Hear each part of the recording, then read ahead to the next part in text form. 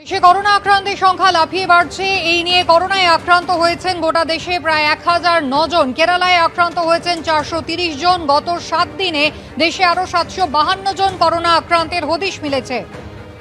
সন্দীপ সরকার আমাদের প্রতিনিধি সরাসরি রয়েছেন আমাদের সঙ্গে। সন্দীপ, এ রাজ্যের ক্ষেত্রে পরিসংখ্যান কি? দেখো, কেন্দ্রীয় স্বাস্থ্য মন্ত্রকের ওয়েবসাইট যে তথ্য দেয় আমাদের রাজ্যের বিভিন্ন বেসরকারি হাসপাতাল, সরকারি হাসপাতাল, নার্সিং হোম, বিভিন্ন ল্যাব, সেই সূত্রে যে পাওয়া তথ্য তাতে আমরা দেখতে পাচ্ছি যে গত 7 দিনে অন্তত 18 জন মানুষ করোনা আক্রান্ত হয়েছেন। এই তথ্য সামনে এসেছে। এই 18 জনের মধ্যে অনেকেই বাড়িতে চিকিৎসকের পরামর্শে নিজেদেরকে আইসোলেশনে রেখেছেন, অনেকে হাসপাতালে চিকিৎসাধীন।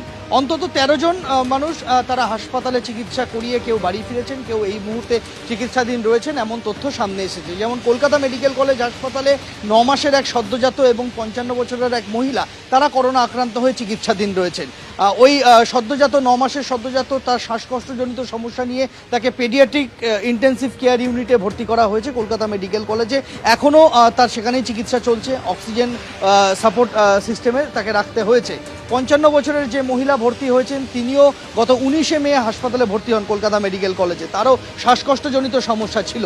অন্যদিকে ফুলবাগানের একটি বেসরকারি নার্সিংহোম, সেখানে এক প্রসবের পরে তার কোভিড রিপোর্ট পজিটিভ আসে। অন্যদিকে পিয়ারলেস হাসপাতালে 15 বছরের এক কিশোর, তার যার বাড়ি হুগলির রিষড়াতে এখনো পর্যন্ত জানা যাচ্ছে, তার চিকিৎসা চলছে, তারও কোভিড রিপোর্ট পজিটিভ রয়েছে। এইরকমভাবে বিভিন্ন হাসপাতালে, অ্যাপোলো হাসপাতালে 6 করোনা আক্রান্ত চিকিৎসাধীন রয়েছেন, তাদেরকে আইসোলেট করে প্রাইভেট কেবিনে রাখা হয়েছে। এইরকম বিভিন্ন বেসরকারি হাসপাতাল, সরকারি হাসপাতাল থেকে করোনা আক্রান্তের তথ্য একে একে সামনে আসছে। তবে স্বাস্থ্য দপ্তরের বক্তব্য যে তারা গোটা পরিস্থিতির ওপরে নজর রেখেছেন, পরিস্থিতি নিয়ন্ত্রণে রয়েছে এবং এই মুহূর্তে কোনো গাইডলাইন জারির বিষয়ে ভাবনা চিন্তা করা হচ্ছে না।